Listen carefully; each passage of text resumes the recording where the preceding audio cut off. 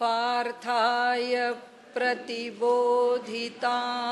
भगवता नारायणेन स्वयं व्यासेन ग्रथितां पुराणमुनिना मध्ये महाभारतम्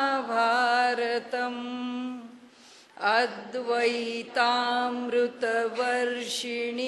भगवतीम् अष्टादशाध्यायिनीम् अम्ब त्वामनुसन्दधामि भगवद्गीते भवद्वेषिणीम् प्रपन्नपारिजाताय स्तोत्रवेत्रैकपाणये ज्ञानमुद्राय कृष्णाय गीतामृतदुहे नमः। सद्गुरु प्रपन्नपारिजाताय स्तोत्रवेत्रैकपाणये ज्ञानमुद्राय कृष्णाय गीतामृतदुहे नमः। सद्गुरुं सच्चिदानन्दं केवलं करुणाकरं ज्ञानयोगेश्वरं वन्दे ज्ञानदेवं पुनः पुनः। 6व्या अध्यायामधला आपण काल घेतला आहे तो 14वा 13वा संपला, आता 14वा सुरू केला आपण. प्रशांतात्मा विगतवीर ब्रह्मचारी व्रते स्थिता मनस्संयम्य मच्चित्तो युक्त आसीत मत्परहा. प्रशांतात्मा जो अत्यंत शांत आहे, ज्याचं चित्त अत्यंत स्थिर आहे. विगतभीही ज्याचं भय दूर झालेलं आहे. ब्रह्मचारी व्रते स्थिता ज्याचं अंतःकरण कुठेही इकडे तिकडे जात नाही आणि जे ब्रह्मामध्येच नेहमी निवास करतात. मनस्संयम्य ज्याचं अंतःकरण जे आहे ते संयमित केलेलं आहे किंवा संयमित झालेलं आहे. मच्चित्तो युक्त ज्याचं मन हे मतपरायण आहे, म्हणजे भगवंताच्या चरणावरती लीन झालेलं आहे. मच्चित्तो ज्याचं चित्त भगवत चरणी लीन झालं आहे. युक्त आसीत मत्परहा आणि म्हणाली मीच होऊन राहिलेलं आहे, चित्त मतपर होऊन राहिलेलं आहे. जो युक्त आहे, जो माझ्याशी जोडलेला आहे, अशी ज्याची स्थिती आली आहे. म्हणजे आता त्याची स्थिती मनाचं पूर्ण संयमन झालं आहे, अत्यंत शांत आहे. त्यामुळे वृत्ती अगदी स्थिर आहे. उलट्या सुलट्या वृत्ती अंतःकरणात निर्माण होत नाही. कशाचंही भय राहिलेलं नाही, म्हणजे मृत्यू आदी गोष्टींचं. आता याच्यामध्ये सुद्धा पतंजलींनी 5 प्रकारच्या वृत्ती सांगितलेल्या आहेत. त्या वृत्तीमध्ये अविद्या, अस्मिता, राग, द्वेष आणि अभिनिवेश. अभिनिवेशात सुद्धा वृत्तीमध्ये भयच आहे. आणि योगसूत्राची अशी एक धारणा आहे की भय हे मनुष्याला लागलेलंच आहे पाठीशी. कुठून? त्या अविद्येपासून लागलेलं आहे. आणि भय त्या मृत्यूच आहे. भय इथले संपत नाही. काही झालं तरी या पृथ्वीतलावर आल्यानंतर तो देह आहे, त्या देहाच्या करता वेगवेगळ्या प्रकारांनी पण जीवाचं भय हे राहतंच. तर तसं भय त्याच्या ठिकाणी शिल्लक राहत नाही. कोणत्याही प्रकारे भय ठेवून तो राहत नाही.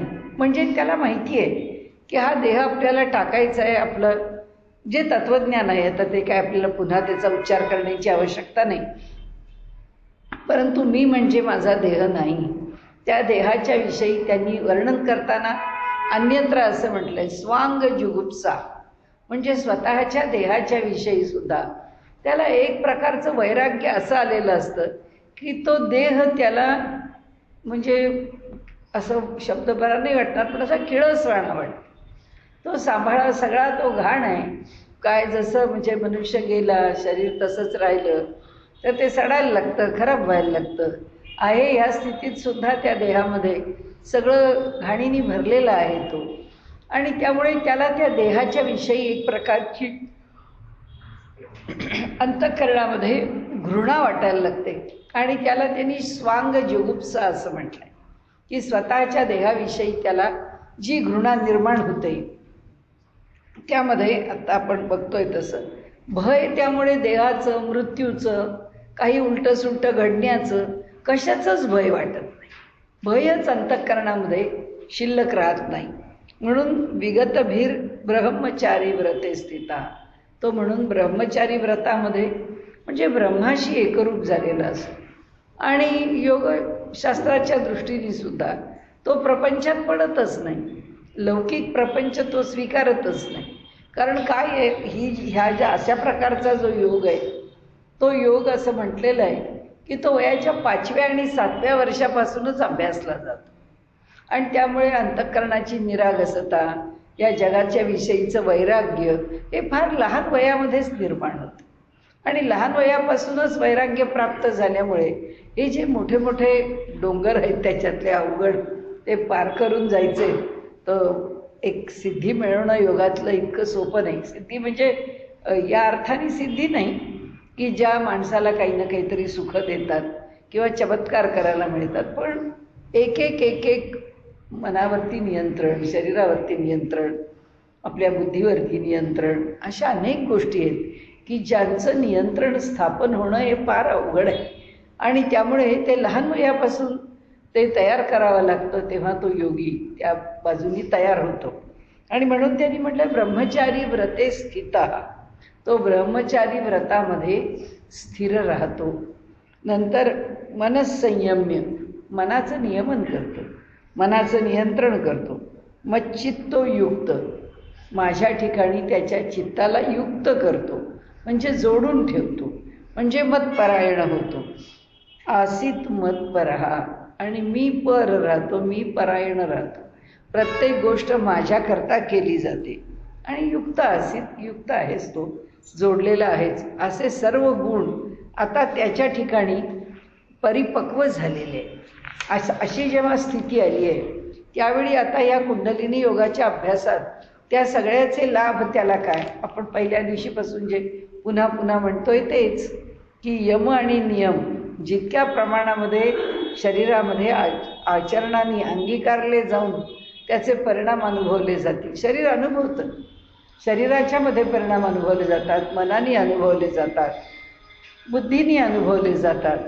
हे सगळं त्या यमनियमांचा अभ्यास जितका उत्तम झाला, जितका उत्तम आसन प्राणायामाचा अभ्यास झाला, त्याही अभ्यासामुळे काय होतं की आसनाची फलं ततो द्वंद्व अनभिघातः, या ठिकाणी मनुष्याच्या अंतःकरणातलं द्वंद्व दूर होऊन जाईल. त्याच्या ठिकाणी द्वंद्व शिल्लक, सुख दुःख, मान अपमान, या कुठले शीत उष्ण कोणतीच द्वंद्व त्याच्या ठिकाणी शिल्लक राहत नाही. कशामुळे शिल्लक राहत नाही? त्याचं कारण एकच आहे की आसनांचा उत्तम अभ्यास हा मनुष्याची आतूनच जी प्रक्रिया आहे, ज्याला आपण म्हणू की त्या देहाची एक केमिकल प्रोसेस आहे, रासायनिक प्रक्रिया आहे, त्याचप्रमाणे बायोलॉजिकल आहे, शारीरिक पण आहे. अंतरंगामधून हे जे शरीर आहे हे शरीर आतून बदलत जातं. त्याच्या पेशी, त्या पेशींचे गुणधर्म हे ह्या अभ्यासाने जसं उपासनेने बदलतात तसंच योगाने पण बदलतात. त्यामुळे या प्रत्येकाच्यामध्ये बदल जो होतो त्या बदलामुळे सर्व गुणांचा उत्कर्ष त्या ठिकाणी होतो. आता प्राणायामाने ततक्षीयते प्रकाशावरण, ती आमच्या बुद्धीला तल्लख करते. प्राणायामाची जी काही पद्धती अवलंबली असेल ती पद्धती आमच्या शरीराची शुद्धी करते, मनाची करते, बुद्धीची करते. आणि आमच्या बुद्धीवरती असणारं जे पटल आहे, जे आवरण आहे अज्ञानाचं, ते अज्ञानाचं आवरण दूर करायला मदत होते. ते दूर 100% होणार नाही, कारण 100% व्हायला तो योगी सिद्ध व्हायला पाहिजे. पण पुष्कळ प्रमाणामध्ये मनावरचं जे आवरण आहे, जे पटल आहे, जे बुद्धीवरचं अज्ञानाचं पटल आहे, ते अज्ञान पुष्कळ कमी व्हायला लागतं. ज्ञानाचा पुष्कळ प्रकाश पडायला लागतो. आणि असं सगळं होत असताना आता प्रत्याहार पण साधलेला आहे. आणि प्रत्याहार बाहेरच्या गोष्टींकडे आकर्षण शिल्लक राहिलं नाही. हा अभ्यास जेव्हा सातत्याने होत राहतो त्या अभ्यासामधून त्यांनी म्हटलंय की हा असा प्रशांतात्मा अशा प्रकारच्या गुणांनी युक्त असणारा, युक्त आसीत मत्पराहा अशा सगळ्या गुणांनी तो युक्त आहे किंवा त्याच्यामध्ये त्या गुणांचा प्रादुर्भाव आहे. त्यावेळी काय होतं, आता तो कुंडलिनीच्या प्रांतामध्ये प्रवेश करू शकतो. याच्यात किती काळ जातो आपल्याला माहीत नाही. वर्ष, 2 वर्ष, 5 वर्ष, 10 वर्ष असंही सांगता येत नाही. आणि 10 जन्म, 5 जन्म, 100 जन्म असंही सांगता माहीत नाही. कुणाला किती काळ लागेल, कोण केव्हा सिद्ध होईल. त्यामुळे ऐसी बाहेर अलीकडे अभ्यासाची पाखर पडे. आता शरीराच्या बाहेरच्या बाजूला जेव्हा अभ्यासाची पाखर म्हणजे छाया, सावली, अभ्यासाची जेव्हा सावली पडते तेव्हा आतुत्राय मोडे. तेव्हा आतमध्ये असणारा जो जोर आहे मनाचा, तो जोर काय होतो, कमी व्हायला लागतो. मनोधर्माची, मनाच्या धर्मांचा जोर कमी होतो. अभ्यासाची पाखर बाहेर पडे म्हणजे सातत्याने अभ्यास चालू राहिलेला आहे. अभ्यासाची पाखर पडे तेव्हा आतुत्राय मोडे. तेव्हा आतमध्ये असणारं शरीराचं जे बंड आहे किंवा शरीराच्या ज्या काही गोष्टी आवश्यक आहेत, आता क्षुधा आणि तृष्णा या 2 गोष्टी आवश्यक गोष्टी आहेत, पण त्यासुद्धा हळूहळू योगाच्या ठिकाणी कमी होत जातात. भूक कमी लागते, तहान कमी लागते, शरीराचे मलमूत्राचे वेग खूप कमी होऊन जातात. सगळ्या गोष्टींवरती इतकं नियंत्रण येतं, आवश्यकता राहत नाही. त्यामुळे खूप पाणी प्यावं, खूप भोजन करावं अशी थोड्याशा भोजनामध्ये, थोड्याशा पाणी पिण्यामध्ये भागतं. आणि म्हणून शरीराबाहेर अलीकडे अभ्यासाची पाखर पडे. बाहेरच्या बाजूला अभ्यासाची छाया पडली, याचा अर्थ तो अभ्यास त्याच्या उपयोगाला यायला लागला. तेव्हा आतमधून असणारे जे दोष आहेत ते मोडे मनधर्माची. तो मनाचा जो जोर आहे तो सुद्धा कमी होतो. आणि त्यांनी विशेषतः लिहिलं आहे की मनोधर्माची, जे मनोधर्म आहेत. आता मन हा शब्द चौघांकरताही वापरला आहे. अंतःकरणातल्या मन आहे, बुद्धी आहे, चित्त आहे, अहंकार आहे. या प्रत्येकाच्या ठिकाणी असणारा जो जोर आहे तो जोर कमी होतो. कल्पना निमे प्रवृत्ती शमे. कल्पना हा गुणधर्म मनाचा आहे, तो कमी होतो. प्रवृत्ती शमे, प्रवृत्ती जी आहे तिचं शमन होतं. प्रवृत्तीचं शमन होतं म्हणजे जे मनामध्ये येणारे विकार आहेत ते सगळेच्या सगळे विकार हळूहळू सौम्य होत जातात. प्रवृत्ती शमे, शमणं, दमन आणि शमन 2 शब्द आहेत. इंद्रियांचं दमन आहे आणि प्रवृत्तींचं शमन आहे. म्हणजे मनबुद्धीच्या ठिकाणी शमन होतं. आणि शब्दस्पर्श रूप रसगंधा करता असणारी 5 ज्ञानेंद्रिय आणि जी 5 कर्मेंद्रिय आहेत त्यांच्या ठिकाणी मात्र शमन होतं, दमन होतं. कारण त्यांना आपल्याला नियंत्रणात ठेवावं लागतं, त्यांच्यावरती नियंत्रण आणावं लागतं. ह्या ठिकाणी मनावरती आणि नियंत्रणाकरता त्याला काय केलं जातं, त्याचं दमन केलं जातं. दमन म्हणजे त्याच्यावर जबरदस्ती जोर करून मनाला आत्ता भूक लागली आहे, आत्ता खावंसं वाटतंय, नाही थांबा, आत्ता वाटलं ना लगेचच्या लगेच नको, अर्धा तास जाऊ.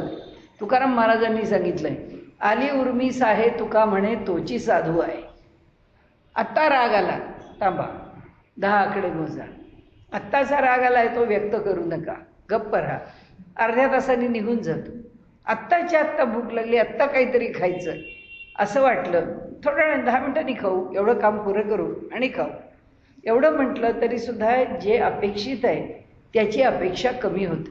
म्हणून तुकाराम महाराज म्हणतात, साध्या व्यवहारामध्ये एक अंगीकारा म्हणजे सूत्र म्हणा की नियम म्हणा की आपल्याला वाटलं की लगेच करायचं नाही. आत्ता वाटलं काहीतरी खरेदी करू दे, घरी बस म्हणाले, मग पुन्हा खरेदी करण्याची उर्मी निघूनच जाईल. इच्छाच होणार नाही पुन्हा खरेदी करा.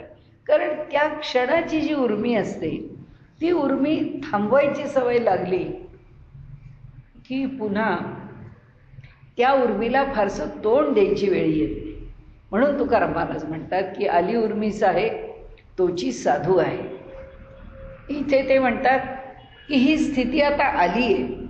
तो जो योगी आहे त्याच्या अंतःकरणात कोणतीच कल्पना येत नाही, योग्य नाही अयोग्य नाही, मला भोजन मिळेल का पण नाही, आज माझा दिवस उपाशी जाईल का, आज मला कोणी आणून देईल का, मी इथे बसलोय ध्यानधारणा करत बसलोय, या जागेवर माझं कसं होईल. परमेश्वराला चिंता, तो चिंता करत नाही, सगळं काही परमेश्वरावर सोपवून देतो. त्यामुळे कोणतीच कल्पना शिल्लक राहत नाही. कोणताच कल्पना म्हणजे वृत्ती, विचार, कोणतीच वृत्ती कोणताच विचार शिल्लक राहत नाही. प्रवृत्ती शमे, प्रवृत्ती जी आहे ती कोणाची प्रवृत्ती आहे, आता मनाची आहे, बुद्धीची आहे. अशी प्रवृत्ती आहे की जी बुद्धी अमुक एक गोष्ट करायला प्रवृत्त होते. नाही नाही मला हे काम करायचंच आहे, मी ते ठरवलं आहे, ते मी माझ्याकडे घेतलं आहे, ते मीच पूर्ण करणार आहे. हे काय आहे, त्या सर्व कर्माचा आरंभ आहे. आणि त्यामुळे इथे त्यांनी जो सांगितले दोन आपल्याकडे लक्षणं खूप मोठी सांगितली आहेत 12व्या अध्यायामध्ये भगवंताने. सर्वारंभ परित्यागी आणि शुभाशुभ परित्यागी. ते म्हणतात सर्व आरंभांचा जो परित्याग करतो. कारण आरंभांचा परित्याग केव्हा होतो, कल्पनानिमे, कल्पना निमाली संपली. कल्पना म्हणजे मनात कोणताच विचार जर आला नाही, कल्पनात जर कोणती किंवा धारणात जर कोणती आपण केली नाही तर मनात वृत्ती निर्माणच होत नाही. म्हणून त्यांनी सांगितलं की वृत्ती निर्माण करायचीच नाही. वृत्ती निर्माण करण्याकरता ज्या अनेक गोष्टींमध्ये मन गुंतलंय त्या सगळ्यातून जेव्हा मन काढलं जातं किंवा ते आपोआप निघतं. आता इथे ही जी स्थिती आहे ह्या स्थितीमध्ये आता सायास नाहीत, आता प्रयत्न नाहीत, आता कुठल्याही प्रकारचे कष्ट घेणं, आता ती सहज स्थिती आहे, आता ते सहज भावाला आलं आहे. म्हणून ती कल्पना म्हणजे मनाची संकल्प विकल्प करण्याची जी प्रवृत्ती आहे ती प्रवृत्तीच शांत होते. येतच नाहीत संकल्प विकल्प. प्रवृत्ती शमे, काहीही कार्य करण्याकरता आतून जे आपोआप वाटतं ते आतून. आता वरती विचार करणं आपण सोडलं, बाहेरच्या जगामध्ये आपण पाहिलं नाही किंवा आपण रमलो नाही तरीसुद्धा मग काहीतरी करावं ही उर्मी कुठून येते, आमचे पूर्वसंस्कार आहेत. की ते जे पूर्वसंस्कार आहेत ते संस्कार पुन्हा आमच्याबरोबर काहीतरी इकडे इकडे खेळ करत असतात. आणि त्या पूर्वसंस्कारांच्यामुळे आम्हाला काही गोष्टी कराव्यात अशी आतून उर्मी येते. मनुष्याला जी उर्मी आहे ती आमच्या नकळत जी उर्मी येते ती उर्मी त्यांनी सांगितलं प्रवृत्ती शमे, तिचंही शमन होतं. त्याचं कारण असं की अंतर्मनामध्ये असलेल्या अनेक गोष्टींचे व्यापार हे आपोआप शांत होऊन जातं. त्याचा निसरा कुठे होतो, कारण शेवटी जे सबकॉन्शियस माइंड आहे त्या सबकॉन्शियस माइंडमध्ये जे अनेक जन्मांचे संस्कार आहेत त्या सगळ्या संस्कारांना शुद्ध करण्याचं काम साधकाच्या ठिकाणी परमात्मा किंवा शरीर किंवा प्रकृती किंवा ती प्रक्रिया काही म्हणा. म्हणजे प्रक्रिया का म्हणायची, कारण उपासनेचं किंवा योगाभ्यासाचं फल म्हणून काय होतं, फल म्हणून आमच्या अंतर्मनातले जे सगळे खळबळ आहे किंवा सगळ्या जे द्वंद्व आहेत किंवा जे त्रास आहेत ते सगळे त्रास आम्हाला भोगून संपवावे नाही लागत. त्या त्रासांचा किंवा त्या वृत्तींचा निचरा हा साधन मार्गामध्ये होत राहतो. अनेक वृत्ती या साधना करत असताना शमतात, संपतात आणि त्यामुळे ज्या आतून येणाऱ्या उर्मी आहेत त्या उर्मीच संपतात. जे अंतर्मन आहे त्या अंतर्मनाचा जो खेळ आहे तो खेळ संपत जातो. कारण त्याच्यामध्ये जे वरवर आहे आलेलं किंवा जे अधिक तीव्र आहे किंवा जे या जन्मामध्ये फलोन्मुख जे प्रारब्ध म्हणून होत आहे आणि त्याच्याच बरोबर ह्या जन्मात केलेलं जे प्रत्येक कर्म आहे ते कर्म जे संस्कार म्हणून राहिले ते पुन्हा वर येत राहत. आपण बघा आयुष्यात जगत असतो, जगत असताना 5 वर्ष 10 वर्ष कुणाला एखाद्या ताणामध्ये जगावं लागलं, कुणाला एखाद्या त्रासात जगावं लागलं, कुणाला एखाद्या शारीरिक छळात जगावं लागलं, तर त्या माणसांची मानसिकता वेगळी होते. ते काही मुळात तसे असतात असं नाही, पण त्या संस्कारांनी बनतात. कुणावरती परदेशात गेले, अत्याचार झाले, त्या अत्याचारातून सुटणं अवघड असतं. तरीसुद्धा ते सुटले, परत आले, तरी त्यांचं मानसिक संतुलन गेलेलं असतं. कारण ते सोसण्याची ताकद किंवा त्याही स्थितीत मनाचं संतुलन राखायला मन पुष्कळ बळकट लागतं. इतकी बळकटी असतेच असं नाही. म्हणजे हे जे आता उर्मी करता बोलतोय आपण हे सगळं, की ह्या जन्माच्या सुद्धा काही गोष्टी या उर्मीच्या रूपाने भोगायला वर येतात. कारण या जन्मात सुद्धा काही आणि स्वभाव म्हणून वर येतात आणि त्या स्वभाव म्हणून वर आल्या की क्रियामान म्हणून घडतात. आपण 4 गोष्टी माणसात सत्ता आली, लांबच्या तर गोष्टी बाजूलाच राहू द्या, पण सत्ता हातामध्ये आली की लगेच माणसाचं वागणं बदलतं, त्याचे विचार बदलतात. त्याच्या ठिकाणी जो अहंकार येतो त्या अहंकाराने तो वागायला लागतो. कुठेही कुणालाही चेपलं तर चालतं, त्या माणसाला आपण पूर्णपणाने संपवू शकतो. इतका अधिकार आपल्याकडे आला तर मनुष्य क्रूर होतो. आपण त्याची उदाहरणं पण पाहतो. म्हणजे माणूस काही मुळात क्रूर असतो असं नाही आहे, पण अनेक व्यवहारातल्या चांगल्या वाईट गोष्टी माणसाला बदलवतात आणि माणसाच्या ठिकाणी अनेक उर्मी निर्माण होतात. आता हाही योगी जगत असतो, याही योग्याच्या समोर अनेक अनुकूल प्रतिकूल गोष्टी घडत असतात, पण त्याचे परिणाम त्याच्यावर होत नाही. कारण त्याची जी साधना आहे त्या साधनेत तो इतका रममाण झालेला आहे की मनाच्या ठिकाणी विकल्प किंवा संकल्प विकल्प, बुद्धीच्या ठिकाणी ही जी उर्मी आहे काही करण्याची ती उर्मी, आणि ती का नाही, कारण त्याच्या ठिकाणी त्या चित्तामध्ये या सर्व गोष्टींचं जागतं स्मरण नाही आहे. त्याच्या ठिकाणी सारखी जाणीव नसते, हे काल घडलं, ते परवा घडलं, हे असं व्हायला नको. साध्या साध्या गोष्टी असतात आपल्या आयुष्यामध्ये, पण त्या गोष्टींचा सुद्धा इतका आपल्या मनावरती पगडा असतो की साधं कोणी सांगितलं की आता पाणी 4 दिवसांनी एकदा येणार आहे, असं एवढंच म्हटलं की आता आपण काय करायचं, मग त्या पाण्याचं काय होईल, म्हणजे 4 दिवस पाणी पुरेल का, सुरू ना. त्याचा ध्यास, त्याचा धसका, त्याची योजना करायला लागणं इथपर्यंत ठीक आहे, पण माणूस त्याचं सुद्धा मनावरती संकट ओझं घेतो आणि मग त्याला सकाळचं पाणी यायचं असेल तर त्याला रात्री झोपच येत नाही. झोप लागली तर काय करा, आपलं पाणी गेलं तर पाणी मिळायचं नाही.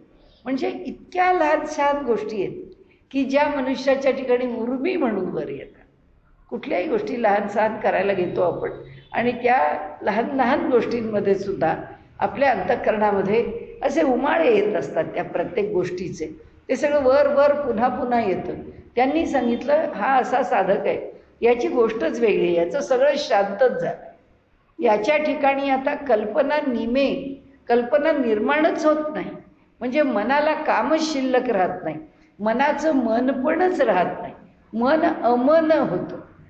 प्रवृत्ती शमे, जी प्रवृत्ती आता आपण म्हटलं तसं की जी आतून उत्पन्न होऊन वर येते तर तिचं पूर्णपणे शमन झालेलं असतं. म्हणजे ती शांत झालेली असते, शमलेली असते, म्हणजे शांत होते, नष्ट होते, शिल्लक राहत नाही. आंग मन विरमे सावी याची, अगदी सहजच शरीर आणि मन हे दोघंही जण विरमे, कुठल्याही प्रकारे कोणत्याही गोष्टीमध्ये न अडकता शांत होऊन जातात. त्याची कुठेही रममाण होण्याची स्थिती राहत नाही. उलट विशेषत्वानी तो त्या साधनेमध्ये रमतो, तो त्या साधनेमध्ये एकाग्र होतो. क्षुधा काय जाहली, मगाशी आपण म्हटलं तसं जे आमच्या सामान्य उर्मी आहेत की भूक लागते, निद्रा केवती गेली, झोप येते, हे आठवणही हरपली, भुकेची आठवणही हरपली आहे, झोपेची आठवणही गेलेली आहे. न दिसे वेगा, कुठल्याही प्रकारचे मनामध्ये येणारे वेग नाहीत. वेग याचा अर्थ उर्मी, येणारी जी उर्मी आहे ती उर्मी राहत नाही. जो मूळ बंधे कोंडला, आता आले मूळच ठिकाणापाशी. जो मूळ बंधे कोंडला अपानू मागवता मुरडला. या मूलबंधाच्या ठिकाणी आता काय केलं आहे, वायूची गती अवरुद्ध केली आहे. मूलबंधामध्ये या वज्रासनात बसल्यामुळे तो मूलबंध सिद्ध झाला की त्या वायूची गती आपण काल पण बघितलं की अपान वायू जो त्याच्या पूर्ण देहामध्ये व्यवहार करताना, कारण त्याचं नियंत्रण खालच्या भागात आहे, हे जरी आपण आपल्या सोयीकरता समजून घ्यायला म्हणत असलो तरी एकच प्राण आहे आणि तोच प्राण सर्वदूर कार्य करतो आहे. फक्त त्या प्राणाचं वेगळं वेगळं कार्य कसं आहे हे कळण्याकरता त्याचं प्राण अपान व्यान उदान समान हे विभाजन आहे. त्यामुळे अपान नावाने तो जे काम करतो ते जे काम आहे ते आता अपानाची गती अधो राहिली नाही आहे, तर त्याची गती ऊर्ध्व झाली, वरती आला तो. अपान मागवता मुरडला, उलटा वळला तो सवेची वरी साकडला. साकडला म्हणजे आता त्याच्या गतीने तो खाली जातो. साधी ऑपरेशन्स केली, समजा पोटाच्या आतड्याचं ऑपरेशन केलं तर आतडं मुळात जितकं आहे त्यातलं समजा एवढं एवढं आतडं कापून टाकलं, तर ती जी पोटात त्या आतड्याची बसण्याची जागा आहे त्या जागेपेक्षा आता आतडं कमी झालं ना, ते कमी झाल्यावर उरलेल्या आतड्याला कशी पोझिशन घ्यावी कळत नाही. आणि म्हणून डॉक्टर नेहमी सांगतात की असं ऑपरेशन झालं की लगेच व्यवस्थित व्यायाम करायला लागा. आणि तसा जर नाही केला आणि त्याच्यामध्ये जर पोकळ पण ठेवलं तर काय होतं, हर्निया होतो. कारण ती जी पोकळी आहे त्या पोकळीमध्ये राहिलेली आतडी शिरायला लागतात, कारण ते सगळं एकदम पॅक बसवलेलं आहे. पण त्यातलं जर काही कमी झालं मग आता त्याचं करायचं काय, की तिथे सगळे गोंधळतात. तसं आहे, आता अपानाला त्याची दिशा मिळालेली आहे, त्याच्या दिशेप्रमाणे त्याचं देहामध्ये कार्य चालू आहे आणि त्याची दिशा आम्ही बदलून टाकली, त्यामुळे त्याला आता कळत नाही, तो अवघडला आहे. ते काय म्हणतात इथे या ठिकाणी, तो सवेची वरी साकडला फुगू धरी, तो वरती अवघडला आहे आणि त्यामुळे आता त्याला गती मिळत नाही आहे, कुठे जायचं कळत नाही. त्या ठिकाणी तो अडकून राहिला आहे. क्षोभलेपणे माझे वाईला ठाई गाजे, मणिपुरेसी झुंजे राहोनिया. आता त्याचा तिथे क्षोभ होतो, त्याची गती वाढते, त्याला गतिमानता येते आणि तो मणिपूर चक्राशी म्हणजे नाभिस्थानाच्या इथे असलेल्या चक्राशी तो टक्कर द्यायला लागतो, तो झुंज द्यायला लागतो. आणि म्हणाले मग थांबली ते वाहुटोळी. हा असा काळ कितीतरी जातो. ही सगळी साधनेतले एक एक टप्पे आहेत आणि आपण असं समजावं हे आज घडलं की उद्या, असं नाही, असा काळ जातो, त्याचे अनुभव माणूस घेत राहतो. मग शोभलेपणे माझे उवाईला ठाई गाजे, मणिपुरेसी झुंजे राहुनिया. तिथे आत राहून त्या मणिपूर चक्राला पुन्हा पुन्हा तो धक्के देतो. मग थांबली ते वाहुटोळी. आता ही वाहुटोळी हे त्याच्या ठिकाणी असणार जी गडबड आहे, वावटळ म्हणजे त्या ठिकाणी माजलेली ती इकडे तिकडे तिकडे इकडे त्याची जी सगळी गडबड चालू आहे आणि तो आपल्या परीने सर्वदूर संचार करतो आहे. तर मग थांबली ते वाहटोळी सैंध घेऊनी घर डवळी, बाळपणीची कुही टोळी बाहेर घाली. कुही टोळी म्हणजे खराब झालेली कुचकी अशी घाण शरीरामध्ये, ज्याला आजच्या भाषेत आपण टॉक्सिन्स म्हणतो की विषद्रव्य, शरीरामध्ये जी विषद्रव्य निरनिराळ्या ठिकाणी साचून राहिलेली असतात. आपल्याला कल्पना येत नाही. असं जर एका कार्यक्रमामध्ये त्यांनी टी व्हीवरती सांगितलं, ते म्हणाले त्या ठिकाणी शरीरामध्ये जर साचत राहिलं तर किती घाण साचू शकते, किती प्रमाणामध्ये तिला तिथे स्थान मिळू शकतं आणि ती निर्वेदपणे तिथे राहते. जेव्हा ती खूप वाढते तेव्हाच म्हणाले त्याची जाणीव आपल्याला होते. नाहीतर पोटात खडे, नाहीतर पोटात काही वस्तू, म्हणजे एखाद्या वेळेला माणसाच्या पोटात अयोग्य वस्तूसुद्धा लपून राहतील, असं कुठेतरी ते एकदा अडकून किंवा चिकटून बसलं ना की ते तसंच राहतं, जन्मभर शिल्लक राहतं.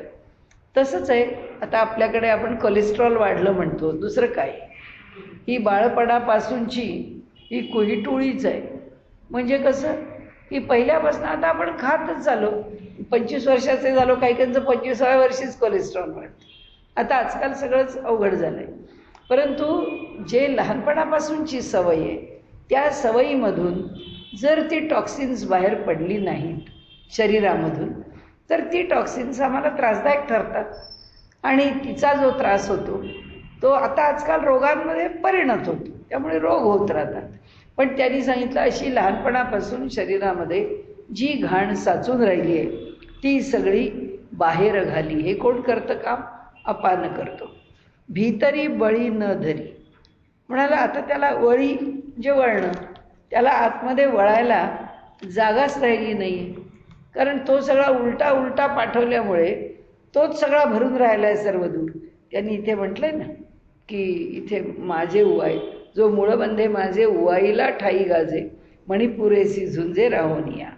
म्हणजे त्या ठिकाणी तो सर्व दूर तो पसरलेला आहे, तिथे त्याला वळायला जागा नाही आहे. भीतरी वळी न धरे कोठ्या माझी संचरे कफपित्तांचे थारे पुरवणे दी. आता या ठिकाणी वात पित्त आणि कफ, वाताच्या ठिकाणी आपण जर तो वायू म्हणून धरला तर आता इथे राहिलेले कोण आहेत? दोन आहेत. एक कफ आणि एक पित्त आहे. त्या कफपित्तांचं काय होतं? त्यांचा थाराही राहू देत नाही. म्हणजे त्या पोटामध्ये असलेली जी कफपित्तांच्या दोषांनी युक्त असणारी घाण आहे ती तो काय करतो? थारे म्हणजे बिलकुल शिल्लक ठेवत नाही. उरवणे दी, ते दोन नष्ट करतो. जे वात पित्त आणि कफावरती शरीर चालतं त्यातला कफ आणि पित्त या दोन गोष्टी तो संपवतो. नंतर धातूंचे समुद्र उलंडी, देहामध्ये मांस मज्जा या सगळ्या ज्या गोष्टी आहेत, रक्त रस, हे तो काही ठेवत नाही. हे सगळंच्या सगळं तो काढून घेतो. काय करतो? इथे धातूंचे समुद्र उलंडी, सर्व धातू सप्तधातू शरीरामधले नष्ट करत जातो. मेदाचे पर्वत फोडी, आतमध्ये असणारा जे आपल्या शरीरातलं स्निग्धता आहे त्याच्यामध्ये असणारा मांसल भाग आहे, ते सगळा मांसल भाग शोषून घेतो. मेदाचे पर्वत फोडी आतली मज्जा काढी अस्थिगत, जे ओढून काढतोय सगळं शरीरामधलं त्याच्यामध्ये हाडांच्या आत असणारी जी मज्जा आहे ती मज्जासुद्धा तो ओढून काढतो. नाडी ते सोडवी गात्रा ते विघडवी, नाड्या शरीरामध्ये ज्या एकमेकांशी जोडलेल्या आहेत त्या नाड्यांना सुद्धा 72,000 नाड्या आहेत शरीरामध्ये, त्या ज्या वाहत आहेत त्या, म्हणजे आपण असं म्हणू आत्ता शिरा आपल्या शरीरातून दोन्ही वाहतं ना, धमन्यांमधून रक्त वाहतं, शुद्ध रक्ताच्या वेगळ्या अशुद्ध रक्ताच्या वेगळ्या, अशा त्या नाड्यांमधून त्या सर्व नाड्यांना तो ढिलं करतो. त्यांचे सगळे व्यवहार आहे ते तो हादरवतो. गात्रा ते विघडवी, सगळी शरीराचे गात्र शिथिल होऊन जातात, त्याच्या ठिकाणी त्राण शिल्लक राहत नाही. साधका ते भेडसावी, आणि जो अभ्यास करणारा आहे त्याला ते भेडसावतं. का भेडसावतो? त्याचं कारण असं की ह्यानी योगाभ्यासा सोडेल का हा टिकणार आहे, या अभ्यासामध्ये टिकणार आहे का टिकणार नाही आहे, परीक्षा आहे. ते शास्त्र किंवा तो साधन मार्ग साधकाची परीक्षा घेतच असतो आणि त्यामुळे त्या मार्गावरची ही परीक्षा आहे. म्हणाले परी बिहावे ना, म्हणाले असं वाटेल आता मृत्यू जवळ आला आपला, सगळी रात्र ढिली झाली, आपल्या शरीरामध्ये त्राण उरलं नाही आता काही, सगळं शरीर म्हणजे अगदी हाडं आणि कातडं एवढंच शिल्लक राहिलं आहे, या सगळ्या नाड्या कार्यकारी राहिल्या नाहीत. मग त्या साधकाने काय करावं? घाबरेल तो साधक, सोडून देईल अभ्यास. घाबरू नका म्हणाले, अभ्यास सोडू नका. व्याधी ते दावी, वेगवेगळी दुखणी होतात, त्रास होतो, शरीराला व्याधी होतात. मला सवेची हरवी, सगळं काही गेलं, संपुष्टात आलं, जे हातपाय चालत नाहीत, शरीर विकलांग झालं आहे, अशा प्रकारे अनेक प्रकारचे त्रास शरीराला जाणवतात. व्याधी ते दावी सवेची हरवी, आप पृथ्वी कालवी एक वाट. आता हे महत्त्वाचं, कारण आपल्याला सगळा प्रवास कशाचा करायचा आहे? पिंडे पिंडाचा ग्रासू तो हा नाथ संकेतीचा दंशू. पिंडानी पिंडाचा ग्रास करायचा. पिंड म्हणजे ही पंचमहाभूत. त्या पंचमहाभूतांपैकी त्यांनी काय घेतलंय आता? आप आणि पृथ्वी कालवी एक वाट. आता आप हे पंचमहाभूतातलं एक महाभूत आणि पृथ्वी हे एक महाभूत. म्हणजे पृथ्वी आप तेज वायू घेतलं तर पहिलं पृथ्वी, दुसरं आप. हे दोघं एकमेकांच्या मध्ये तो कालवून टाकतो. दोघांचं वेगळं पण तो शिल्लक ठेवत नाही. आणि काय होतं म्हणाले? एक वाट. त्या दोघांना एकाच मार्गाने पाठवतो. तव येरीकडे धनुर्धरा. आता एक बाजू तुम्हाला सांगितली म्हणाले. काय सांगितली? की शरीराने अभ्यास चालू आहे. हे 3 बंध आहेत. या 3 बंधांच्यामुळे मनाच्या पातळीवर काय होतं, बुद्धीच्या पातळीवर काय होतं ते म्हणाले. तुम्हाला सांगितलं की झोप निघून जाते, भूक जाते, तहान जाते, कशाचीच जाणीव राहत नाही.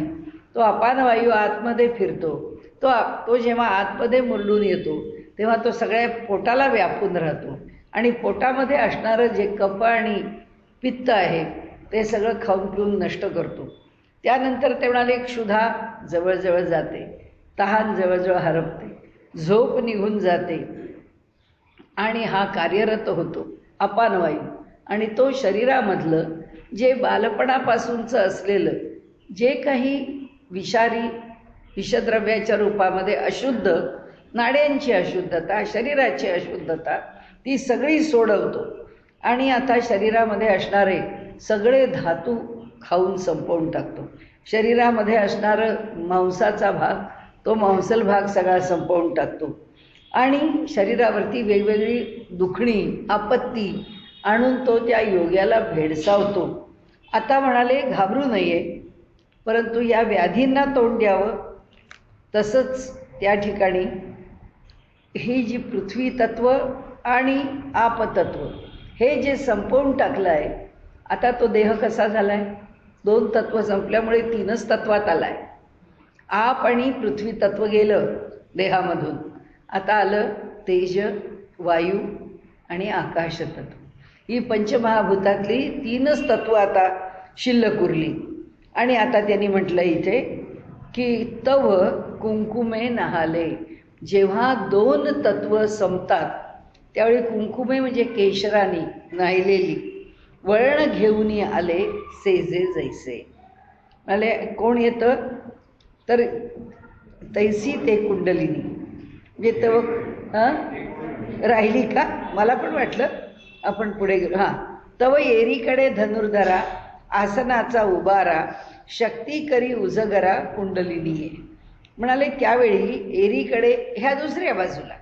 आता म्हणाले दुसऱ्या बाजूचा विषय सांगतो की आसनाचा उबारा, ते जे आसन घालून बसलेलं आहे त्या वज्रासनामध्ये आता काय झालेलं आहे? त्याचा उबारा म्हणजे त्याची ऊब, शक्ती करी उजगरा. आपण उबारा त्यांनी आपलं काव्यात्मक वर्णन केलं आहे, पण आपण काय म्हटलं की त्या कुंडलिनीवरती निरनिराळ्या प्रकारांनी प्रहार करून त्या कुंडलिनीला जागृत करणं आहे. तर तिला जागृत करताना उपयोग कोणाचा झाला? या वज्रासनाचाच. आसनात ह्या आसनाचा दीर्घकाल अभ्यास जो आहे तो काय करते? शक्ती करी उजगरा. शक्ती म्हणजे कुंडलिनी शक्ती, ती जागृत करते, जागृत केली जाते. शक्ती करी उजगरा, उजगरा म्हणजे जागृत. कुंडलिनी आहे, त्या कुंडलिनी शक्तीला जागृत केलं जातं. म्हणजे हे जे 3 बंध आणि घेतलेला जो वज्रासनाचा आधार किंवा वज्रासनामध्ये घातले म्हणजे स्वीकारलेले 3 बंध, यांच्या दोघांमुळे काय होतं तर ही सगळी वरचं वर्णन केलं आहे त्या प्रकारे त्या अभ्यासाचा परिणाम सांगितला. दुसऱ्या बाजूनी परिणाम काय होतो ते म्हणतात त्या कुंडलिनी जगदंबेला इतक्या प्रकाराने तिला डिवचलं जातं की ती जी झोपलेली आहे ती आता जागी होते. आता पुढे त्यांनी म्हटले नागाचे पिले. ते कशी आहेत? नागाच्या लहानशा पिल्लांसारख्या आहे. ते फार मोठं नाही आहे, म्हणजे प्रत्यक्ष सर्पिणी नाही, सर्पिणीची पिलं झाली म्हणून ती नागाची मोठी तेजस्वी असतात. ती लहान पिल्लं सर्पांची असं तेज नुसतं लखलखत असतं. नागाची पिले कुंकुमे नहाले, म्हणजे केशरानी न्हायल्यासारखे पिवळे धमक आहेत केशरी रंगांनी. भगवे असे वळण घेऊन आले सेजे जैसे. आणि ही कशी आहेत पिलं वळण घेऊन बसली आहेत म्हणजे वेटोळं घालून बसली आहेत. आणि शेजे जे झोपली आहेत ती जणू ती वळण घेऊन त्यांचं तोंड आहे ते असं खाली आहे म्हणून ती कशी आहे अधोमुख सर्पिणी. म्हणून ती खाली बघते. ते 3 वेटोळे तिने घातलेले आहेत. आता त्यांनी पुढे म्हटलंय की तैसी ते कुंडलिनी. आता सेजे जैसे जशी झोपावी तशी ती तैसी ते कुंडलिनी तशी असलेली ती जी कुंडलिनी आहे त्या 3 वळण घालून आपलं मस्तक खाली करून तैसी ते कुंडलिनी मोटकी औट वळणी 3.5 वळणं घेतलेली आहेत ओंकाराची अ उ म आणि अर्धमात्रा अशी 3.5 वळणं घेऊन तिथे बसलेली आहे. मोटकी औट वळणी अधोमुख सर्पिणी निजैली असे मुख खाली आहे तिचं अशी ती सर्पिणी झोपलेली आहे. विद्युल्लतेची विडी. आता ते तेज काय साक्षात शक्ती आहे ती तिचं तेज काय सांगावं. विद्युल्लतेची विडी म्हणाले जणू काही विद्युल्लता तेजाची विजेची जणू काही कड येते असं दिसतं इतकं तेजस्वी दिसते ती. वन्नी ज्वाळांची घडी जणू काही पेटत्या ज्वाळा आहेत आणि त्याचे 3 आपण जर पाहिलं तर आपण घरामध्ये जेव्हा भुईचक्र उडवतो ते जर त्याच्या फटाक्याचे जे काही त्याची फुलं किंवा जो काही आकार बाहेर पडतो त्यातनं तो जर नाही पडला तर ते गोल गोल गोल नुसतं जळतानाच दिसतं. सगळं एकत्र जळतच असतं कारण शेवटी ती त्याच्यात भरलेली जी दारू आहे तर ती दारू तर पेटतेच पण ती पेटते ती अशी त्या वळणात पेटते. तसं त्यांनी म्हटलंय की अशी वळण घेऊन बसलेली ही जी कुंडलिनी आहे ती कशी दिसते कशी बसते तर म्हणाले आणि तिचं स्वरूप किती तेजस्वी असतं तर म्हणाले अशी ती औट वळणं घेतलेली अशी जणू काही एखादा वन्ही ज्वाळा म्हणजे अग्नीच्या ज्वाळा आहेत पेटलेल्या आणि त्या आकारामध्ये आपल्याला दिसत आहेत असं वाटतं. पंधरयेची चोखडी घोटी व जैसी. आणि म्हणाले कसं आहे पंधरयेची त्यावेळच्याप्रमाणे सोन्याचा विचार करताना पंधरये असा सगळ्यात चांगला सोन्याचा भाग असेल म्हणजे आपण जसं 100 नंबरी सोनं म्हणतो तसं त्यावेळी 15 नंबरी किंवा काय ते जे असेल त्यावेळीची पद्धत म्हणण्याची त्याप्रमाणे पंधरयाची चोखडी म्हणाले जसं काही अगदी शुद्ध सोनं आहे त्या सोन्याची अगदी चोख सोन्याची काय केलेलं आहे की ती वेटोळ कडं असं करून घोटी व जैसी अत्यंत सुबक सुंदर अशी सोन्याची एक कडी आहे. तैसी सुबुद्ध आटेली तशी एक अगदी उत्तम प्रकाराने आटेली म्हणजे आटोपशीरपणाने ती बसली आहे. कुठे बसली आहे त्या मूलाधार चक्रापाशी. हे सगळं इतकं तेज आहे हे तेज दिसतं आहे पण अशी इकडे तिकडे पसरट नाही आहे आटोपशीर बसली आहे. पहिल्यापासूनच म्हणतात चोखडी घोटी व जैसी अगदी घोटून बरोबर त्या जागेवरती त्या स्थानावरती बसता यावं अशी ती मोठी आटेली आटून बसली आहे. पुटी होती दाटली म्हणाले आता काय झालं वज्रासन घातलेलं आहे त्यामुळे 2 पायांच्या मध्ये आणि खाली मांड्या आहेत त्या मांड्या पुन्हा पाठीमागे जोडलेल्या आहेत लावलेल्या आहेत त्यामुळे ते सगळं शरीर असं आवळून धरलेलं आहे. आता काय म्हणतात ते की त्यामुळे पुटी होती दाटली त्या 2 पायांच्यामुळे त्या जवळ घेतलेली आणि जोडलेली असल्यामुळे थोड्याशा जागेमध्ये ती आता दाटून बसलेली आहे. ते वज्रासने चिमुटेली त्या वज्रासनामुळे ती चिमटली आहे ती दाबली गेलेली आहे. सावध होय. आता हा तिला बसलेला चिमटा दीर्घकाळ आसन केल्यानंतर त्याच्यातून बदल काय होतो तर ती सावध होते. तेथ नक्षत्र जैसे उलंडले त्यामुळे तिथे बघून असं वाटतं की जणू काही एखादं तेजस्वी असं नक्षत्रच तुटून पडलं की काय की सूर्याचे आसन मोडले की प्रकाश जो आहे तो प्रकाशच म्हणाले त्या ठिकाणी विकसित झाला की काय प्रकटला की काय सूर्याचं तेजस तिथे निर्माण झालं की काय की सूर्याचे आसन मोडले. म्हणजे शब्दशः अर्थ काय की तिथे तेजच इतकं उत्पन्न झालं की सूर्यसुद्धा जितका वाटतो जितका तेजस्वी वाटतो तितकं त्याचं तेज शिल्लक राहिलं नाही. म्हणजे त्याच्या तेजाने जग चालावं हे खरं पण त्याच्या तेजाने जे जग चालतं त्याचं सुद्धा आसन मोडलं, म्हणजे तो सुद्धा तिच्या पुढे फिका झाला. म्हणून की सूर्याचे आसन मोडले, तेजाचे बीज विरुढले अंकुरेशी. आणि म्हणाले तेज, तेज हेच जणू काही बीज आहे. आणि तेजाचं बीज, कारण तेजाला आकार काय, तेज हे नुसतंच तेज आहे, पण त्याला बीज म्हणजे त्याला आकार आला, विरुढले, ते अंकुरित झालं. आणि कुठे आलं, त्या कुंडलिनीच्या रूपाने ते वेटोळं घालून बसलं. म्हणजे ते साक्षात तेजच अशी ती कुंडलिनी. तैसी वेढी आते सोडिती. आता तिने ते वेढे आत्तापर्यंतचं वर्णन, ती वेढे घालून बसलेली आहे, अधोमुख आहे. आता तिला तो सगळी चिमटली गेली आहे ती, त्यामुळे ती तिथे राहणं अवघड झालं आहे. त्या अवघडलेल्या जागेत ती बसून राहिली आहे. त्या जागेतून तिला आता बाहेर यायचं आहे. आता तिला सावध झाली. तैसी वेढी आते सोडिती. आता ते जे वेढे घालून बसली आहे ते वेढे ती सोडतीये. कवतिके अंग मोडीती. माऊलींचं लिहिणं आहे. म्हणाले अगदी मोठ्या हौसेने, अगदी सहज लीलया, आपला माणूस खूप वेळ झोपून उठल्यावर जसे आळोखे पिळोखे देतो, आळस देतो, तशी म्हणाले ती आता आळस देतीये. आणि इथे कवतिके अंग मोडीती. म्हणाले कंदावरी शक्ती, म्हणजे तिच्या कंदावर, खाली पायाच्यावरती, शेपटीवरती ती उभी राहिली आहे. आणि पिलं आहेत, ती लहान लहान पिलं आहेत. कल्पना काय केली, अगदी छोटी पिलं आहेत अशी कल्पना केली. कंदावरी कवतिके अंग मोडीती, कंदावरी शक्ती उठली दिसे. आणि तिच्या त्या जागेवर आपल्या पायाच्या किंवा आपल्या वेटोळ्यांच्या आधाराने ती आता उभी. आता तिने वेटोळे ठेवले नाही आहेत, पण तिचं जी शेपूट आहे त्या शेपटीच्या आधारावर उभी राहिली आहे. सहजे बहुता दिवसांची भूक. अगदी स्वाभाविकपणे बहुत दिवस काही खाल्लेलं नाही आहे, ती भुकेली आहे. वरी चेवविली ते होय मिश. आता निमित्त, मिश म्हणजे निमित्त. निमित्त काय झालं, तिला डिवचली.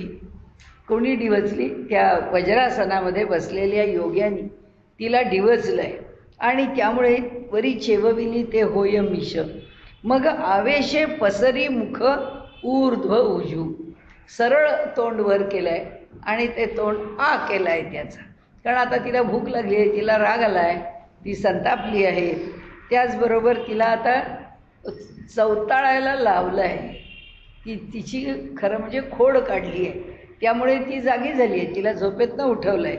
आता तिला आवेश आहे, त्या आवेशामध्ये ती आपलं मुख पसरते आहे. ते तर हृदय कोशा तळवटी, जो पवनू भरे किरीटी. आता इथे हृदय कोशाच्या म्हणजे आपल्या डायफ्रॅम पडदा, जो श्वासपटल आहे त्याच्या खाली, त्याच्या तळवटी, जो पवनू भरे किरीटी, तिथे जी हवा भरते, तया वडवाळी ओरगू लागे.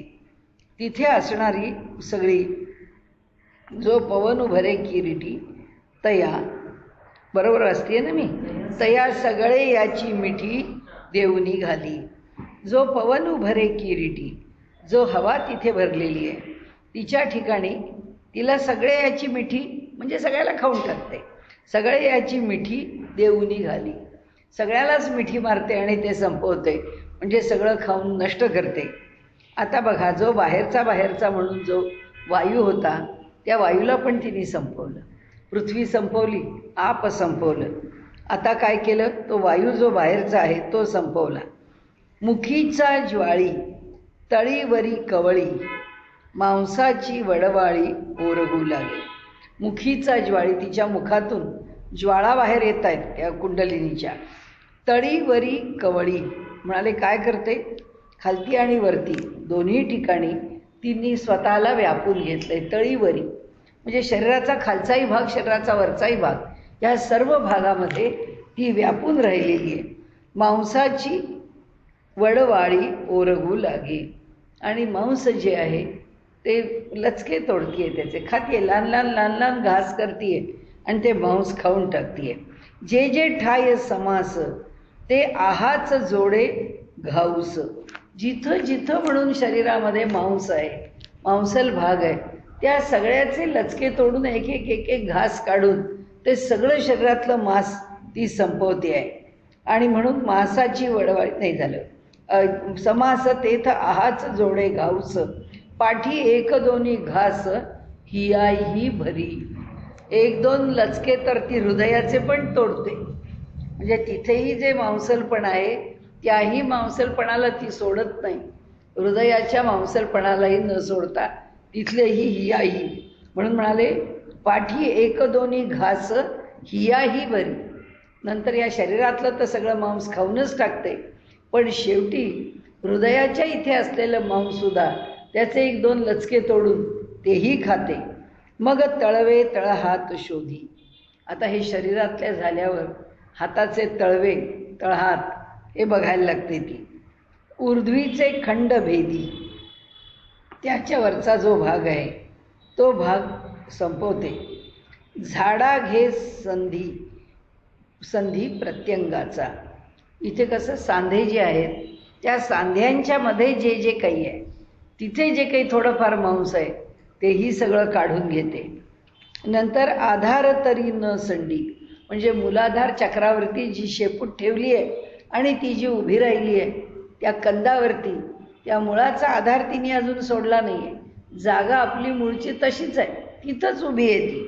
आणि म्हणाले आधार तरी न संडी परी नखीचेही सत्व काढी. आपल्या नखाच्या खाली सुद्धा जेवढं काही मांस आहे ते सुद्धा काढून टाकते. म्हणाले त्वचा धुवूनी जडी पांजरेसी. सगळी त्वचा जी आहे ती स्वच्छ करते, म्हणजे खाली एवढं सुद्धा कणभरही मांस ठेवत नाही. आणि म्हणून त्यांनी म्हटलंय की नुसता एक देहाचा कसा पांजरा, म्हणजे देह नुसता काहीही हाड आणि मांसाच्याशिवाय काही राहत नाही. देहाची नुसती हाडा मांसाची अशी प्रतिमा बनून जाते. आणि म्हणाले आधार तरी न संडी परी नखाचेही सत्व काढी, त्वचा धुवूनी जडी पांजरेसी. देह जो आहे तो पूर्णपणे म्हातारपणाने जसं आपण म्हणतो ना की अगदी काही राहिलं नाही देहामध्ये, तसं त्या योग्याचं ती काही ठेवत नाही. अस्थीचे नळे निरपे, त्या अस्थींच्या मध्ये हाडांच्या मध्ये असणारा जो द्रवपदार्थ आहे तोही ओरपून घेते. शिरांचे हिरवार ओरपे, सगळ्या हातामधल्या ज्या शिरा आहेत, जे धमन्या आणि ह्या वाहणाऱ्या शिरा, त्या सगळ्या शिरांमधनं सुद्धा सगळं सत्व काढून घेते, त्यांनाही पार मोकळं करून टाकते. शिरांचे हिर ओरपे, त्या शिरांच्या काय करून काड्या करून ठेवते, तिथे काही राहत नाही. तव बाहेरी विरूढी करपे रोम बीजांची. आणि आपल्या शरीरावरती जी रोमरंध्र आहेत त्या रोमरंध्राशिवाय शरीर चालत नाही. जर शरीराची रोमरंध्र 6 तास बंद राहिली तर असं म्हटलं आहे की माणूस मरून जातो. म्हणजे हे जे रंगपंचमीला वगैरे खेळ खेळतात ना, ते खेळताना जर असं काहीतरी वेडवाकडं केमिकल लावून जर ती बंद झाली रोमरंध्र, तर त्यांनी असं म्हटलं आहे 6 तासात माणूस मरतो. म्हणजे त्या रोमरंध्रांचं सामर्थ्य किती. त्यांनी सांगितलं की रोमरंध्र जळून जातात. ती सांगते की ह्यातलं काही शिल्लक ठेवणार नाही मी आता. रोमबीजांची किती तव बाहेरी विरूढी करपे. हा, ती जी उगवून आलेली रोमरंध्र आहेत ती सुद्धा करपतात बीजांची. मग सप्तधातूंचा सागरी तहानेली घोट भरी आणि सवेची उन्हाळा करी खडखडीत. देहामधले सप्तधातू सुद्धा खाऊन टाकते, काहीही त्यातलं शिल्लक ठेवत नाही. आणि तो सर्व देह जो आहे त्या देहात खरोखरच उन्हाळा, म्हणजे काय त्याला होत असेल त्या काळामध्ये, त्या योग्याला हे सगळं सोसताना पण सगळंच जातं ना शरीरामधून, काही राहत नाही. अशक्तता येत असेल का, काही खाणं पिणं काही जात असेल का नसेल, त्या शरीराचा व्यापार कसा होत असेल कळत नाही. पण ती हळूहळू करून हे सगळं संपवून टाकते. मग सप्तधातूंचा सागरी तहानलेली घोट भरी आणि सवेची उन्हाळा करी खडखडीत. नासा पुटवणी वारा.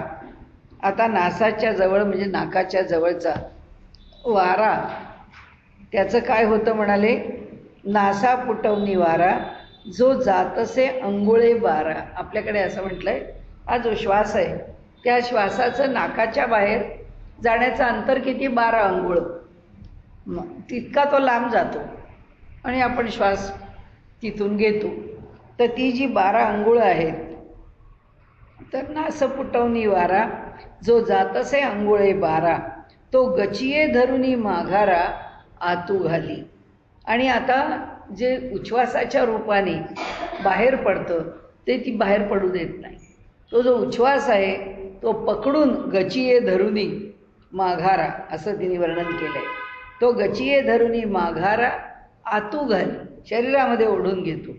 तेथ अधवरवते आकुंचे, ऊर्ध्व तळाते खाचे. आता इथे काय होतं की तेथ अध म्हणजे खालचं, वरवते आकुंचे, ते वरती येण्याकरता तो आपला मार्ग निर्माण करतं. तर म्हणजे कोण? हा अपान. हा जो आता बाहेर प्रत्येक श्वासाबरोबर तो बाहेर पडणार ना, तर तो बाहेर पडू नाहीच, तो आतच ठेवला. आणि काय केलं? तेथ अधवरवते आकुंचे, वरती तो असा एक मार्ग धरून यायला लागतो. आणि ऊर्ध्व तळवते खाचे, आणि जो प्राण आहे त्या प्राणाला वरून खाली खेचलं जातं. जया खेवा माझी चक्रांचे पदर उरती. त्या दोघांची जेव्हा भेट होते, प्राण आणि अपानांची, तेव्हा काय होतं? शरीरातली सगळी चक्र फुटून जातात. ती जी सगळी एनर्जी सेंटर्स आहेत, शरीराची ती शक्ती केंद्र आहेत, ती शक्ती केंद्र सुद्धा मोकळी होतात. तिथेही ती काही ठेवत नाही. आणि एरवी तरी दोन्ही तेव्हाची मिळती, म्हणजे त्या चक्रांचे फक्त पदर राहतात. एरवी तरी दोन्ही तेव्हाची मिळती. खरं म्हणजे प्राण आणि अपान केव्हाच भेटले असते. परी कुंडलिनी नावेक दुश्चित होती. म्हणाले परंतु असं आहे की ती इतकी संतापलेली होती, ती कुंडलिनी नावेक क्षणभर, ती इतकी, नावेक म्हणजे एक क्षण, ती जी दुश्चित होती, क्षोभली होती. म्हणून काय होतं? ती दुश्चित होती. ते तया ते म्हणे परवती, तुम्हीची कायसी येथे. आणि म्हणून मग ती प्राण आणि अपानांना म्हणते, तुम्ही कशाला इथे येता? ते तया ते म्हणे परवती, तुम्ही पलीकडचे आहात. तुम्हीची कायसी येथे, तुम्ही इथे कशा करता येत आहे? म्हणजे ती तिचा कार्यभाग आटोपतीये. ती म्हणते तुम्ही तुमच्या तुमच्या क्षेत्रात होतात ना, प्राण प्राणाचं काम करत होता, अपान अपानाचं काम करत होता, आता इथं कशाला आलात तुम्ही एकत्र जोडण्याकरता? म्हणून ती म्हणते परी कुंडलिनी नावेक दुश्चित होती, दुश्चित क्षोभली होती, नावेक क्षणभर. म्हणून ते तया ते म्हणे परवती, त्यावेळी ती त्यांना म्हणते, प्राण आणि अपानांना, परवती म्हणजे पलीकडचे, तुम्हीची कायसे येथे, पलीकडे असणारे तुम्ही इथं कसे आलात? आईके पार्थिव धातू आघवी, आरोगिता काही नुरवी. सगळ्या धातूंचा ती समाचार घेते, सगळ्याला ओरपून टाकते, काही शिल्लक ठेवत नाही. आणि आपा ते तव ठेवी पुसोनिया. म्हणाले काय करते? या जलाला पूर्णपणे नष्ट करते, चाटून पुसून संपवून टाकते. ऐसी दोन्ही भूते खाये, अशा प्रकारे कुठंही पृथ्वी तत्व आणि आप तत्व ती शिल्लक ठेवत नाही. खाये ते वेळी संपूर्ण धाये, धाये म्हणजे तृप्त होते, त्यावेळी ती तृप्त होते. मग सौम्य होऊन राहे सुषुम्ने पाशी. प्रवास कुठं केला आता बघा, त्या सुषुम्नेच्या इथं आली आहे. इथे आपल्या पाठीच्या मणक्यांमधून सुषुम्ना जाते असं आपण म्हणतो. इडा आणि पिंगला इथं आहे आणि सुषुम्ना आता ह्या स्थानावरून तिने वर जाण्याकरता कुठे येऊन थांबली ती? मग सौम्य होऊन राहे. आधी जो क्षोभ होता, सगळं खात होती, सगळा जो देह आहे त्याची उलथा पालत करून त्याला पार हाडं कातडं करून ठेवून दिलं. शरीराचा नुसता एक हेच ज्याला आपण हाडं कातडं शिथिल असं, म्हणजे त्याच्यात काही राहिलंच नाही. आता ही नखं बिखं इथे काय, ह्याच्यातलं काहीच नाही ना, ती नुसती कातड्यालाच लागणार, मध्ये कुठे मांसच शिल्लक नाही. आणि आपही नाही पृथ्वी नाही, त्यामुळे ही दोन्ही महाभूतं नाहीत. त्यामुळे तिथे त्याला जाडी किंवा त्याला आकार मिळावा कुठून? मग कातड्याला हाड चिकटलं आहे, ही अशीच अवस्था. किंवा कातडं आणि हाडं फक्त तिथे शिल्लक राहिली आहेत, बाकी काही नाही. तर ती म्हणजे ऐसी दोन्ही भूते मग सौम्य होईनी राहे सुषुम्ने पाशी तेथ तृप्तीचे नि संतोषे. आता ती शांत झाली आहे, तृप्त झाली, संतोषे. गरळ जे वमी मुखे, तिच्या मुखातून ती जे गरळ जे बाहेर काढते तर ते काय आहे, ते गरळ म्हणजे अमृतच आहे. मुखे तेणे तियेचेची पियुषे प्राणुजिये. आणि हे तिन्ही टाकलेल्या या गरळामधून आलेल्या त्या रसाने त्याचा प्राण वाचतो. आणि होतं कसं, तो आगी आतून निघे. आत्तापर्यंत त्याचं जे सगळं होलपटणं चाललं होतं आणि तो सारखा असा होरपळून निघत होता, त्याच्यातून बाहेर पडतो. परी सबाह्य निववूची लागे. परंतु आता मात्र आत आणि बाहेर त्याला शांत वाटायला लागतं. ते वेळी कसू बांधिती आंगे सांडीला पुढती. आता इथे काय होते, गात्रांची म्हणजे कसू बांधिली आंगे, अंग गात्र सगळी, ह्या सगळ्या गात्रांची जी ताकद निघून गेलेली होती ती पुन्हा प्राप्त होते. त्यांना पुन्हा शक्ती येते त्या गात्रांच्या ठिकाणी. मार्ग मोडीती नाडीचे नवविधपण वायूचे जाय म्हणून शरीराचे धर्मो नाही. आता सगळा चमत्कार आहे त्या देहाचा. आता ते म्हणतात मार्ग मोडीती नाडीचे. नाड्या आमच्या देहातून या 72,000 नाड्या ज्या वाहतात त्या नाड्यांचे मार्गच संपले, खुंटून गेले. त्या नाड्यांना व्हायला आता आत काही राहिलं नाही. नवविधपण वायूचे, एक वायू शिल्लक आहे फक्त प्राण. बाकीचे जे 9 वायू आहेत ते 9च्या 9 संपलेत.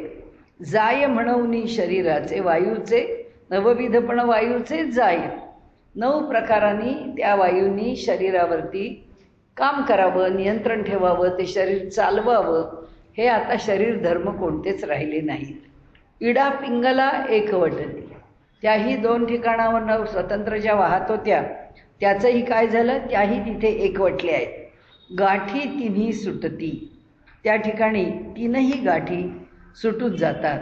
म्हणजे ब्रह्मग्रंथी, विष्णुग्रंथी आणि रुद्रग्रंथी, कोणत्याच ग्रंथी शिल्लक राहत नाही. ह्या 3ही ग्रंथी निघून जातात. नंतर 6 पदर फुटती चक्रांचे, 6ही चक्र फुटून जातात.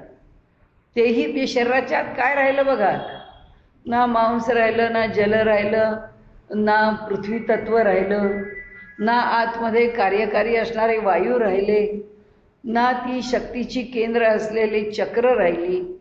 ह्या ग्रंथी पण राहिल्या नाहीत. म्हणजे ब्रह्मग्रंथी नाही, रुद्रग्रंथी नाही, विष्णुग्रंथी नाही, कोणत्याच ग्रंथी शिल्लक राहिल्या नाही. आणि मग म्हणाले 6 पदर फुटती चक्रांचे, चक्रही शिल्लक राहत नाहीत. मग शशी आणि भानू ऐसा कल्पिजे जो अनुमानू, तो वातीवरी पवनू गिवसिता न दिसे. आता ही चंद्र आणि सूर्य नाडी आहे. ही जर आम्ही शोधायला लागलो तर ती शोधून सुद्धा सापडत नाही. भानू म्हणजे मग शशी आणि भानू जे चंद्र आणि सूर्य या ज्या नाड्या आहेत, ऐसा कल्पिजे जो अनुमान, अशा प्रकारे जे अनुमान काढले, जे निष्कर्ष काढले, ते निष्कर्ष तो वातीवरी पवनू दिवसिता न दिसे. तर आता त्याच्या ठिकाणी कुठेही शोधायला जावं तर कुठेही वायू दिसत नाही, पवनाचं काम दिसत नाही. बुद्धीची पुळिका विरे परिमळू घ्राणी उरे, तोही शक्ती सवे संचरे मध्यमे माझी. आता काय होतं म्हणाले, आता बाकीचा वायू काही राहिला नाही शिल्लक. त्याचबरोबर बुद्धीची पुळिका विरे, बुद्धीचा एवढासा सुद्धा कण शिल्लक राहत नाही, ती पण विरघळून जाते. परिमळू घ्राणी उतरे म्हणाले, परिमल म्हणजे श्वास, वास, तो वाससुद्धा घ्राणामधून उतरतो. त्याच्यामधून कुठे जातो म्हणाले, तोही शक्ती सवे संचरे मध्यमे माझी. आता पुन्हा बघायचं आपण की परिमळ म्हणजे घ्राण म्हणजे नाकाचा. आता काय झालं, शब्द स्पर्श रूप रस आणि गंध, त्याच्यातल्या बुद्धीची पुळिका विरली, श्वासाच्या ठिकाणी तो येणारा परिमळ सुगंध म्हणजे श्वास घेणं आणि सोडणं. आता गती कुठे राहिली? गतीच राहिली नाही, एक प्राण फक्त भरून राहिला, बाकी काही राहिलं नाही. त्यामुळे आता तो त्या शक्तीबरोबर आता जातो कुठे? हे सगळं जातं कुठे? ती बुद्धीची पुळिका विरली, ती कशामध्ये विरली? ती जाते कुठे? हे सगळे त्या सुषुम्नेपाशी येतात. इडा आणि पिंगला आणि असलेले गुणधर्म हे सगळे संचरे मध्यमे माझी. ते मध्यमेच्या ठिकाणी, मध्यमेतून सुषुम्नावर जाते, ते मध्यमेच्या ठिकाणी येतात. तव वरिले कडोनी ढाळे, चंद्र अमृताचे तळे, कान वडोनी मिळे शक्तिमुखी. आता इथे आपण पहिल्या दिवशीचं स्पष्टीकरण आपण काय म्हटलं? इथे वरती ते चंद्र अमृताचं तळ आहे, ते असं किंचित कलंडून आहे आतून आपल्या टाळूच्या वरच्या बाजूला, आणि त्याच्यामधनं ते कलंडतं. कसं होतं? इथे चंद्र अमृताचे तळे कानवडोनी मिळे, म्हणजे तो कानडं म्हणजे एका बाजूला वाकडं वळलेलं. हां, तसं जे आपल्याकडे झोपताना स्व म्हणतात कानडं झोपला, म्हणजे एका कुशीवर झोपला. तर कानवडोनी मिळे शक्तिमुखी. ती शक्तीचं मुख अजून कुठे आहे? ती त्या कंधावरती तिची शेपटी आहे आणि त्या सुषुम्नेच्या तोंडापाशी तिचं मुख आहे. आता तिच्या मुखामध्ये काय येऊन पडलं?